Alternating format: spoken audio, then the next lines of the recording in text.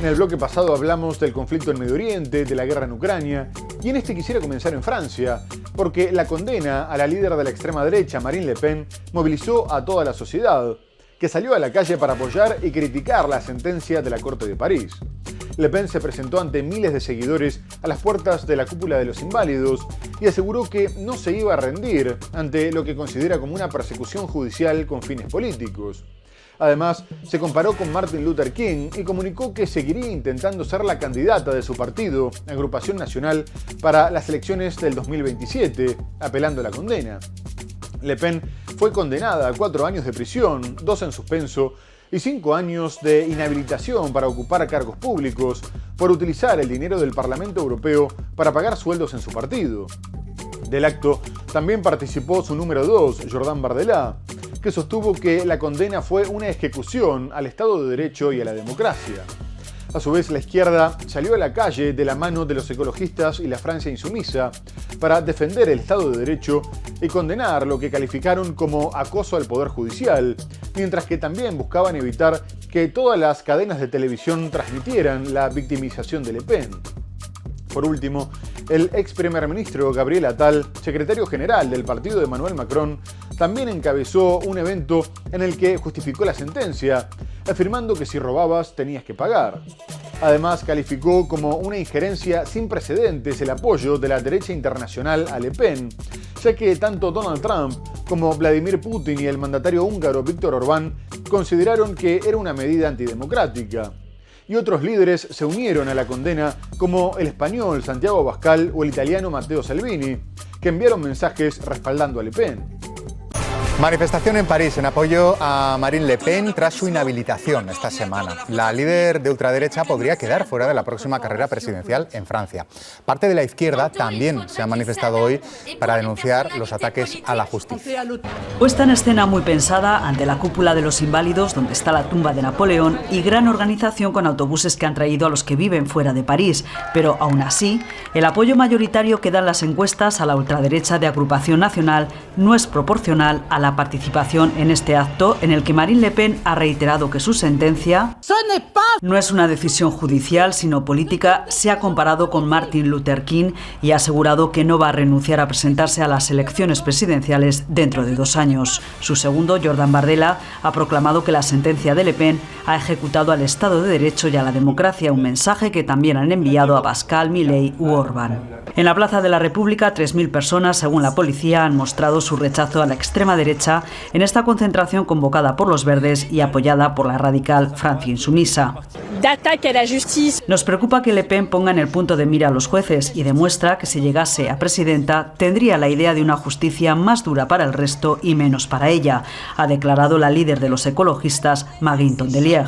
Y mitin del ex primer ministro macronista Gabriel Attal, que le ha dicho a Le Pen que si robas, pagas, y ha calificado de injerencia sin precedente los apoyos que Putin o Trump han dado a la líder condenada a 5 años de inhabilitación por malversar fondos europeos.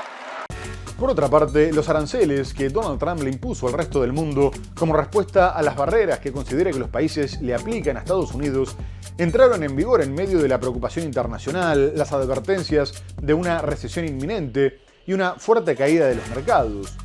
El arancel universal finalmente fue del 10%, pero es más alto para los productos de países que percibe que tienen un trato comercial particularmente injusto con Estados Unidos, por lo que, por ejemplo, serán del 20% para la Unión Europea, del 32% para Taiwán y del 24% para Japón. Además, en cuanto a México y Canadá, los productos que entran en el Tratado de Libre Comercio no tendrán aranceles, por lo que tendrían una ventaja considerable con respecto a sus competidores mundiales. A su vez, a América Latina se le impuso el arancel mínimo del 10%, salvo a Nicaragua, que será del 18%, y a Venezuela del 15%.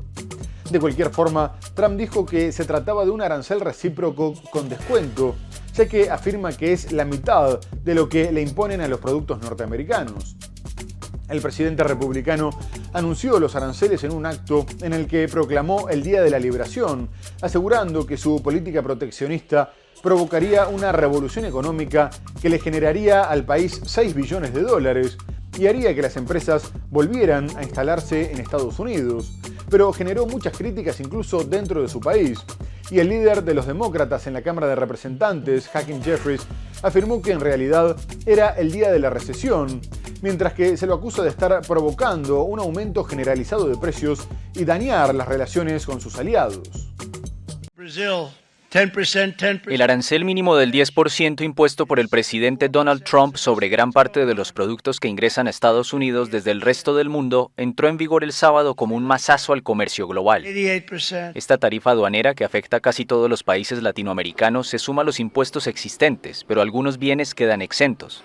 Entre ellos están el petróleo, el gas, el cobre, el oro, la plata, el platino, el paladio, la madera de construcción, los semiconductores, los productos farmacéuticos y los minerales que no se encuentran en suelo estadounidense. Las importaciones de acero, aluminio y automóviles tampoco se ven afectadas, pero porque ya están sujetas a recargos del 25%. Canadá y México, socios de Estados Unidos en el Tratado de Libre Comercio de América del Norte, se hallan bajo otro régimen, 25% a los productos fuera de este acuerdo, excepto 10% a los hidrocarburos canadienses. Trump alega que lo hace para incitarlos a combatir la migración ilegal y el tráfico de fentanilo. El republicano redobló su apuesta por los aranceles y en la mañana del sábado prometió en su plataforma Truth Social que su revolución económica producirá resultados históricos para los estadounidenses, trayendo de regreso empleos y empresas como nunca antes. La guerra comercial declarada por Trump se recrudecerá el 9 de abril con la entrada en vigor de impuestos más altos para otros países. Será un 54% en total para China, sumando varios aranceles, 20% para la Unión Europea, 46% para Vietnam, 24% para Japón, 15% para Venezuela y 18% para Nicaragua. La lista de Trump afecta a unos 80 países y territorios, incluidos los 27 del bloque europeo, según un documento oficial publicado el viernes por el gobierno estadounidense. Tras la entrada en vigor de los aranceles impuestos por Donald Trump, varios países prefirieron posponer el anuncio de sus represalias a la espera de poder negociar con el mandatario.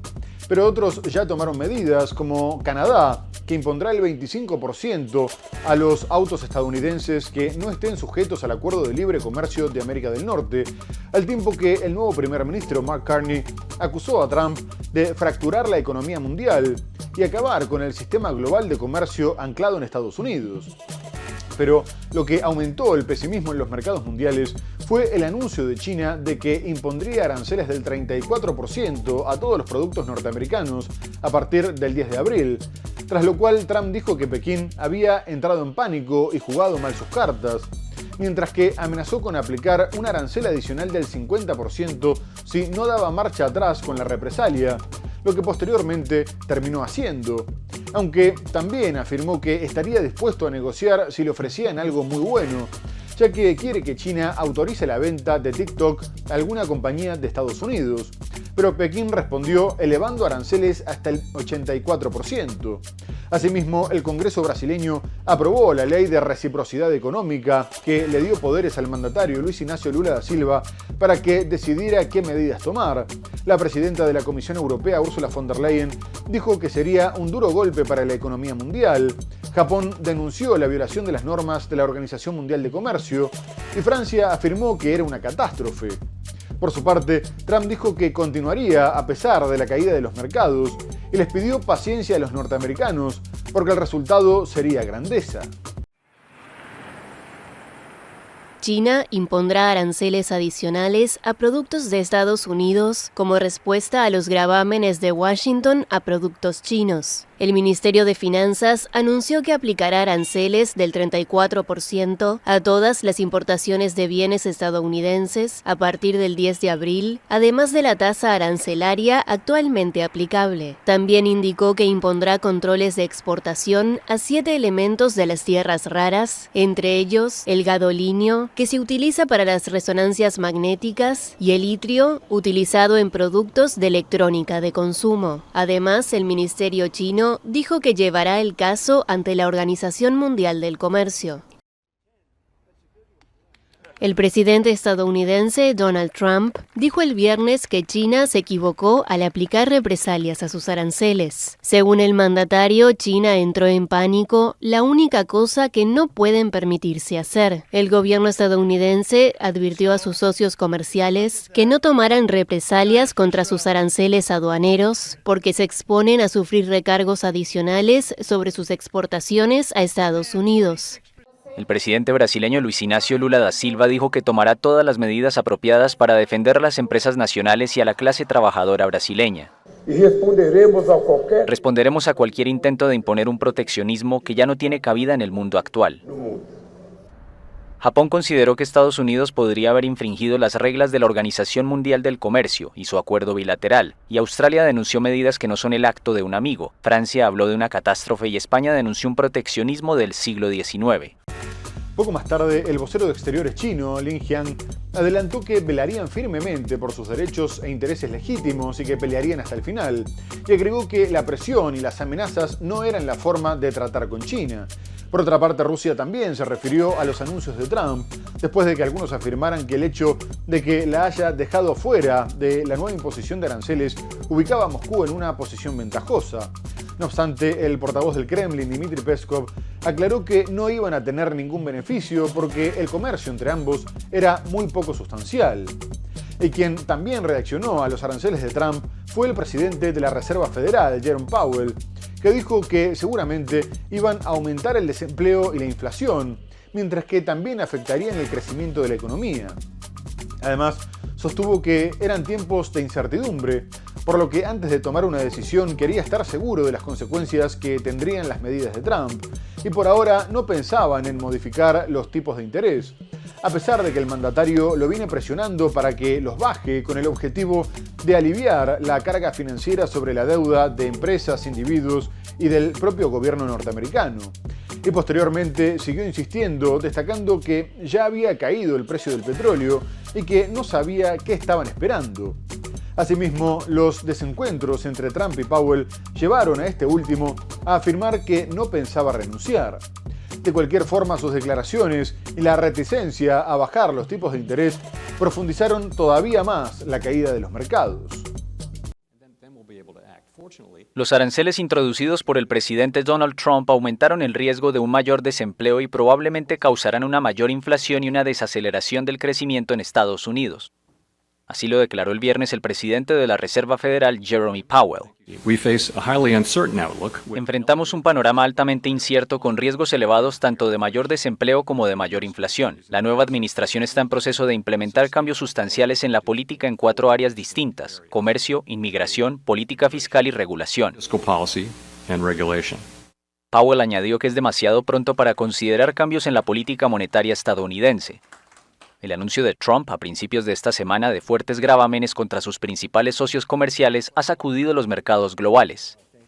Los inversores se han enfrentado a la perspectiva de costos de importación significativamente más altos en todo tipo de productos, desde zapatos hasta camarones.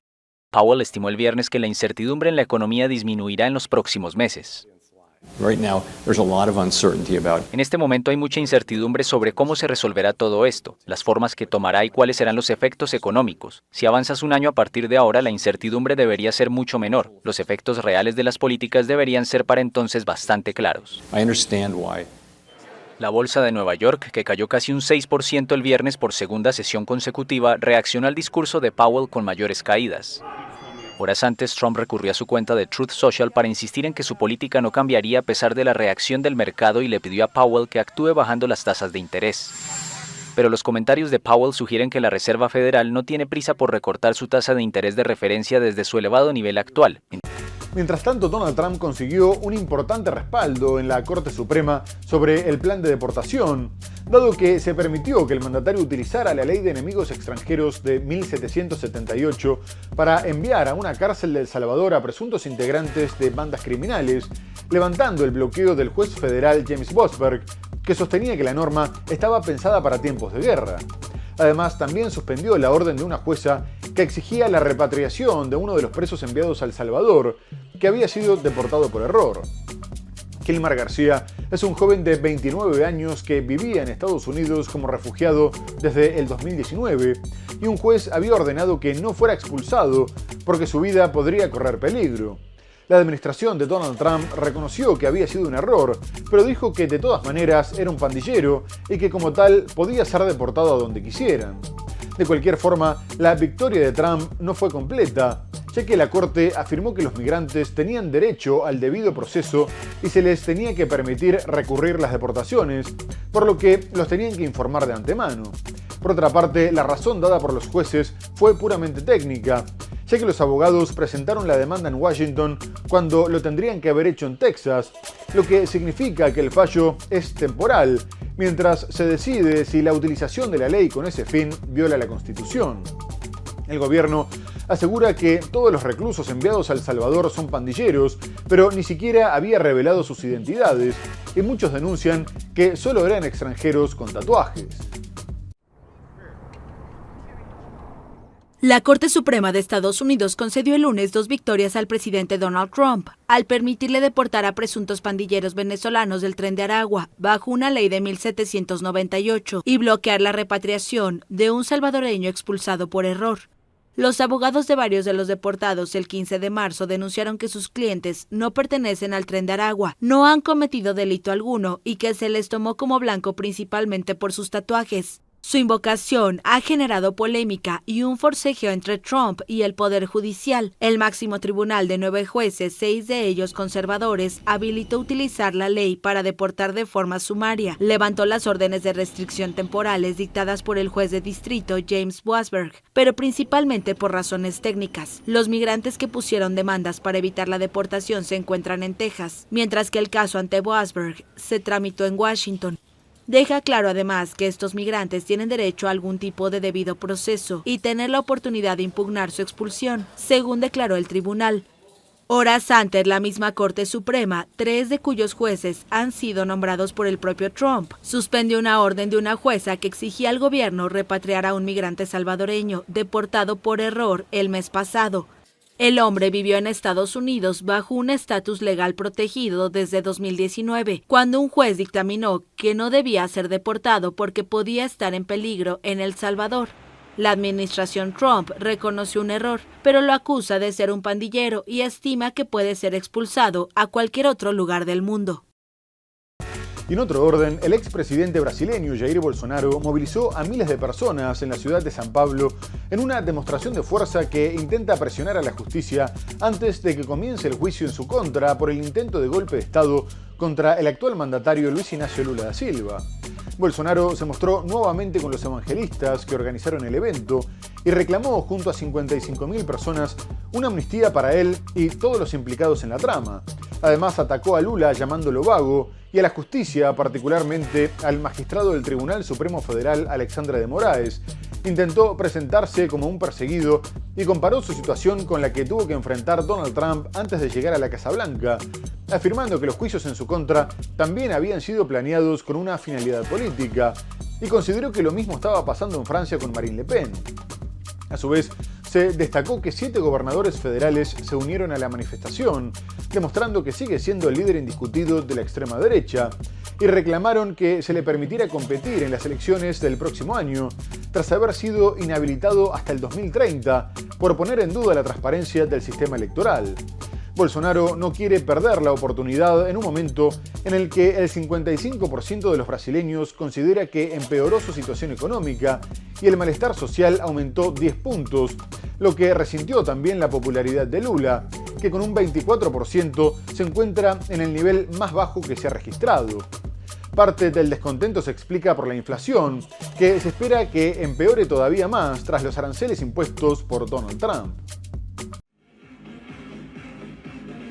El expresidente brasileño Jair Bolsonaro reunió el domingo a miles de personas en una manifestación en Sao Paulo. En la tradicional Avenida Paulista, el líder de extrema derecha encabezó un acto para pedir una amnistía a los condenados por el asalto a los poderes públicos en Brasilia el 8 de enero de 2023. Se trata de la primera manifestación desde que la Corte Suprema decidió 2 semanas atrás enjuiciarlo por un presunto intento de golpe de Estado.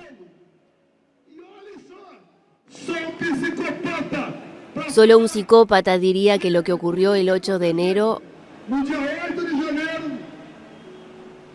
fue un intento armado de golpe militar. Los manifestantes se congregaron pacíficamente, vestidos con camisetas de la selección de fútbol, símbolo apropiado por el bolsonarismo, y ropas verdes y amarillas, los colores de Brasil. Mientras traten continuamente de crear narrativas y no puedan probar nada, seguiremos apoyando a Bolsonaro. El exmandatario enfrentará un juicio por una supuesta trama golpista tras las elecciones de octubre de 2022. De ser hallado culpable, podría recibir hasta 40 años de cárcel. Según la Fiscalía, Bolsonaro buscó impedir la asunción del actual presidente de izquierda, Luis Ignacio Lula da Silva, luego de que lo derrotara en las elecciones de ese año. El expresidente de 70 años está inhabilitado para competir en elecciones hasta 2030 por haber cuestionado sin pruebas la fiabilidad del sistema electoral. Mientras tanto, Ecuador se encuentra en vilo por el balotaje entre dos modelos completamente opuestos, el del mandatario derechista Daniel Noboa y la correísta Luisa González.